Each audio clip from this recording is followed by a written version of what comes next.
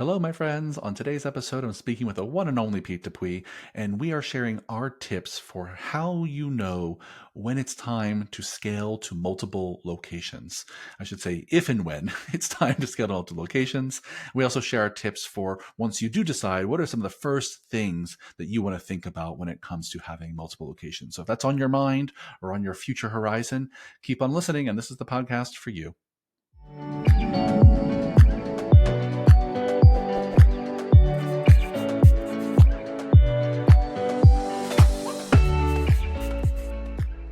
Hello, fitness business nerds. What's up? Welcome to another episode of the Business for Unicorns podcast. Today, I'm here with Pete Dupuis. Hello, sir. How are you? Hey, Michael. How are things? You know what? It's a delight whenever I get to podcast with you. So my week's going great. Before we dive into today's topic, I just want to remind our listeners we are in the middle of enrollment for Unicorn Society. We only open enrollment, twice per year. Mark and I did a whole podcast about what Unicorn Society is and whether it's the right fit for you. So go listen to that podcast. If you still think you want to talk to us, schedule a call. Go to businessforunicorns.com, click on Unicorn Society, and apply. Apply does not mean you commit. It just means you get to talk to us and we decide whether we're the right fit for each other. So go do that now, and I hope we can talk soon. Let's dive into today's topic. Pete, we got asked, this is a question that came from, I think this question came from Instagram. Someone want us to talk a little bit about what are some considerations we would have in mind when thinking about opening a second location. So the questions that they really want us to cover were, how do you know when it's the right time to have more than one location? And what are the things that you would do right off the bat to kind of prepare for that? So yeah, why don't you kick it off? What are your thoughts? My first question for anyone considering it is, where are you at in relation to your own capacity in location number one? Mm-hmm. Because the biggest bottleneck for doing this right is quality coaching. Yeah. And I, more often than not, am finding gym owners who are having a hard time staffing up. So why is it that you think opening a second location is going to be easy if it's hard enough to already fill out your existing staff? Because it's going to take talent away from your primary revenue generating location. And so unless you can say, yeah, we're pretty close to capacity here, and we have an or maybe should say we have an excess capacity of coaches, and someone is being underutilized, which I don't hear ever in my internal Unicorn Society coaching calls. So I'm going to assume that they're a pretty good reflection of the industry as a whole. I would imagine that people are assuming that this will be an if I build it, coaches will come type deal. And I just haven't seen that to be the case. So that's thought number one. Where are my coaches, and am I underutilizing them? And if the answer is they're right here and yes, then sure, it might be time to open location number two. Yeah, I think it's a great first place to start. Is like, do I have the human capacity to do that, both in myself, my own time and energy and resources, and in my team? Is my team resourced enough to be able to spread ourselves thin? Because even if the location is far away and you're not planning to send staff there, you have to be in a good staffing position to be able to keep your current ship afloat. And I think that's a really great consideration. I mean, I'll throw one out that I think is also something I would consider very strongly before having a second location, which is similar but different, which is mine would be about the systems in the business. Do I feel like I'm at a place where the things in my business are all the processes in my business are well documented, are easily found and understood by everyone? We have dialed in processes for how people get onboarded and hired and trained, for how we continue to keep the quality of the experience high over time, for how we, handle the finances. Like, you really want to make sure that before you go and replicate yourself throughout your community or throughout the world, that you have some systems in place that help the business run efficiently and consistently. Because my worst nightmare would be to take a business that's just winging it, who doesn't have a lot of great systems in place, and then replicate that attitude, replicate that quote process of winging it in multiple locations.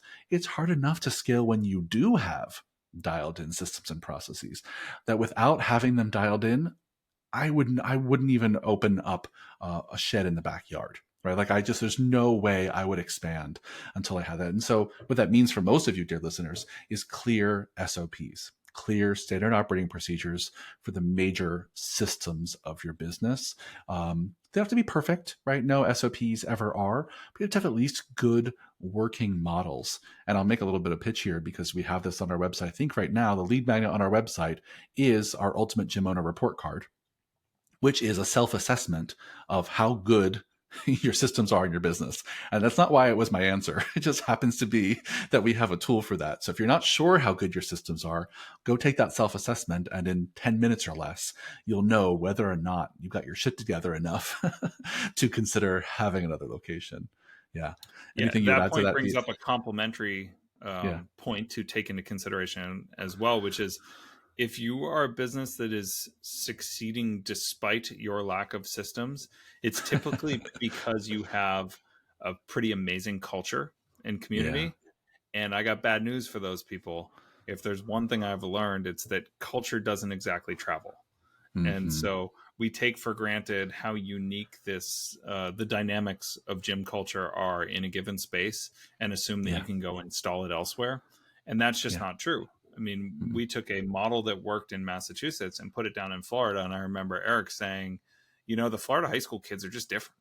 It's a different Yep. vibe down here. The parents have a different attitude, the selling process is different, the expectations are different, and that all carries into the environment in the training space. And so, if your primary differentiator is your unique community vibe, it's dangerous to assume that that is just going to be duplicated by opening Yeah. doors elsewhere. Yeah, I love that point, Pete. And listen, listeners, if you want an example of that, just go to a few different Starbuckses, right? They have all the systems in place, the same actual product that they're serving, and you will have a different experience in every Starbucks. There were Starbucks when I lived in Manhattan, I just wouldn't go to because I knew everyone in there just always had a bad attitude, right? Or I just knew that I was going to be wait forever because they were so inefficient. Even if there were like two people in line in front of me, I knew that Starbucks would make me wait 15 minutes, right? And so it's just a great illustration of like culture doesn't travel; it's context dependent. And so you can plant lots of seeds that help it make the culture complementary. But I think it's a great point, Pete. If you're winging it in culture and you expect that to travel as your unique value proposition, think again, my friend. Yeah. Yeah, I What remember else? Go ahead. well, I was going to tell you a story. There was a Cold Stone Creamery when those were new and trendy that I went to in Manhattan. I think when I was visiting you guys, Yeah. and somebody said, "Oh, it's this cool concept." So we go in, and I remember they all chimed, "Well, welcome to Cold Stone!" Like every single employee shouted it when I Mm-hmm. walked in, and I Yep. just remember the experience being memorable. And when we moved to our current town, I remember being excited because there's a Cold Stone next door to the Starbucks. And I walked in, and it was a bunch of angry high school kids. Nobody welcomed me, let alone looked me in the Nope. eye. And then they underserved me on portion, overcharged me, and didn't say thank you. And I have not had it once since. I've lived there for 9 years, and I've eaten one ice cream from Cold Stone. Yeah. And I can't tell you how many times I've been inside that Starbucks next door. Totally. Totally. Yeah, we could do this all day. There's so many good examples of like, yeah, no matter how good your systems are in place, that your culture also really matters. And if your culture is the thing that you think you're going to skate by on, it's not going to come with you to a new location most of the time. Yeah. Yeah. Unless you So move yeah, everybody with it. You can yeah, relocate totally, and bring totally. some That's fair. clients and bring some staff, and the vibes are going to go, Yeah. but you can't duplicate. Mm-mm. No, no. And we had that experience. I'm sure you haven't with Florida location. We had that at MFF. We had the location on the Lower East Side.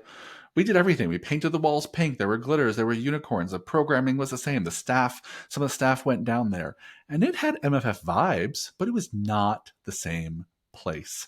And so, Yeah. anyway, we can keep going on this topic. But what else would you be thinking about if you were considering multiple locations? What else would need to be in place for you to really do that?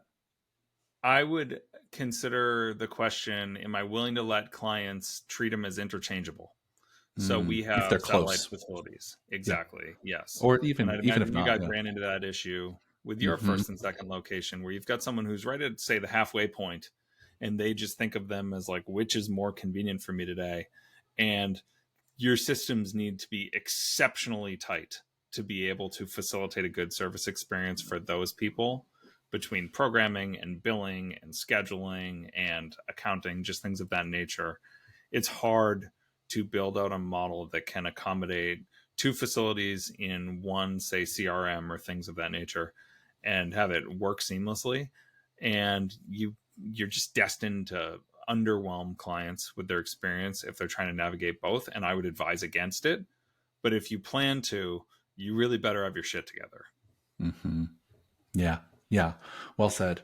Yeah. Let me think. There's so many other things that I want to say, but I'm trying to think of like the top thing. I guess if I zoom out a little bit, the question, and I think I've posed this question in past episodes about growing your business.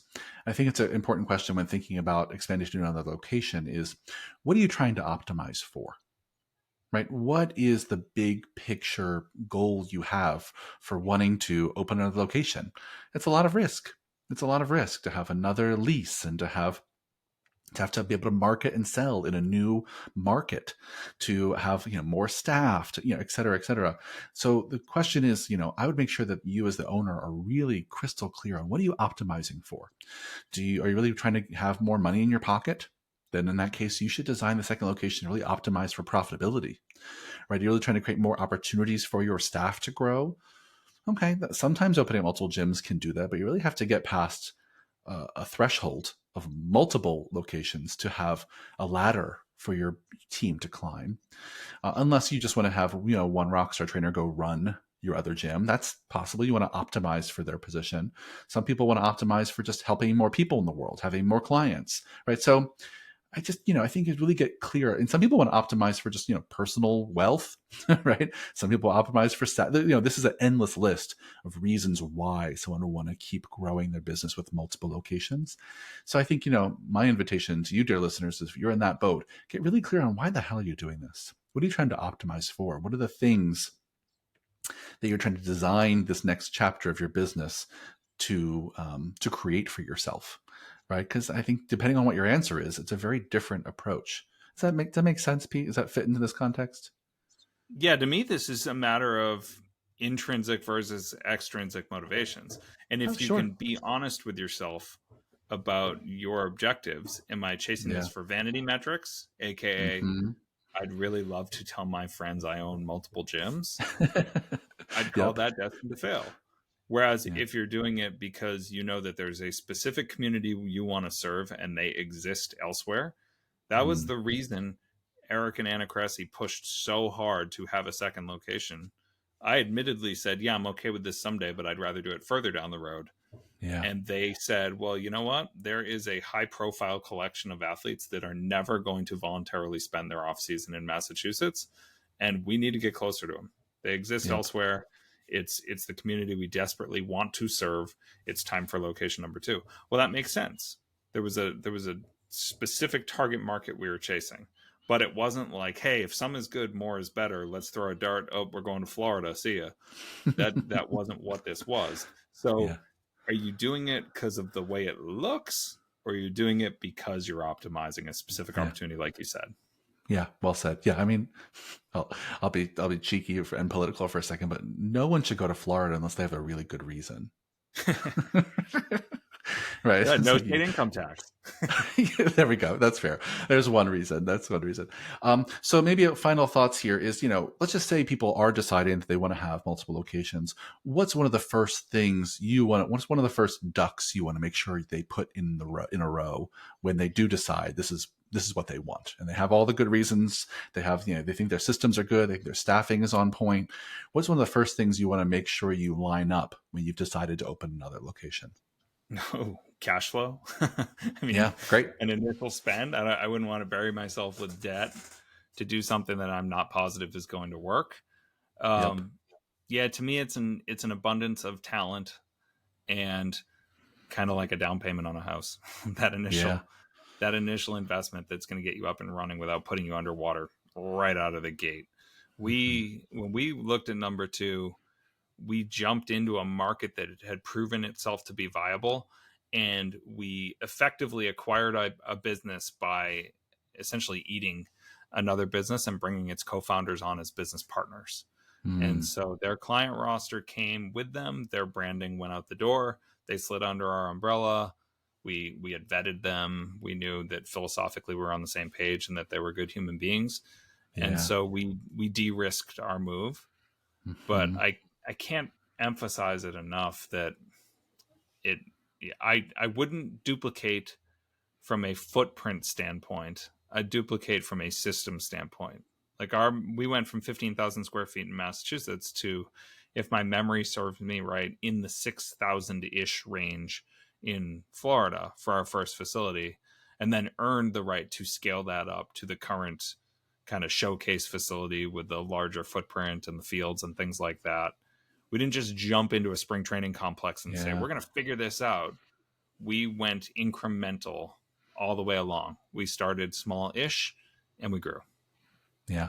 Well said, my friend. I think, I think that lesson there is to start with what you can afford, right? Like Yes. get the next iteration of your space and one that your cash flow allows for, which means you got to have save some money or have some good financing or get some good loans, investors, right? And then make sure, I think the thing I'll add to that, just I'll yes and that and say, just make sure you're not blowing it all on rent. Right. I mean, we make or break our profit margin in this business when we sign that lease. And so signing a crappy lease is the mistake I've seen more gym owners make than I care to mention. It's just, and so the first thing I'm caring about with when people are expanding is, do you have the finances to get you through the first year or two or three where you might not be might not have as many clients, and are you making sure you're controlling your expenses by not signing a lease where that you can't friggin' afford, or that you can never afford with your given model. So I just want a plus one: cash flow, cash flow, cash flow, and and scale for what you can afford. And there's more to say about that, but in the interest of time, I'm going to leave it there. Yeah. Sounds good to Um, me. yeah. Okay. I think we did this topic some justice. I know we had wanted to record a shorter one today. I think we did it. So, listeners, if you are thinking about opening a gym, I hope this was useful. Just some initial thoughts from Pete and I. If you want to know more or ask more specific questions about opening and scaling to multiple locations, email us. Pete at businessunicorns.com, Michael at businessunicorns.com, or shoot us a DM on Instagram and let us know specifically what questions you have, and we're happy to answer them on the podcast. And if you enjoy this podcast, leave us a 5-star review everywhere you listen to your podcast. The reviews mean a lot. It means us we can find other great gym owners like you to listen to the podcast. So thanks for listening, Pete. Thanks for the great conversation. I'll see you on the next one. This was fun. Talk soon.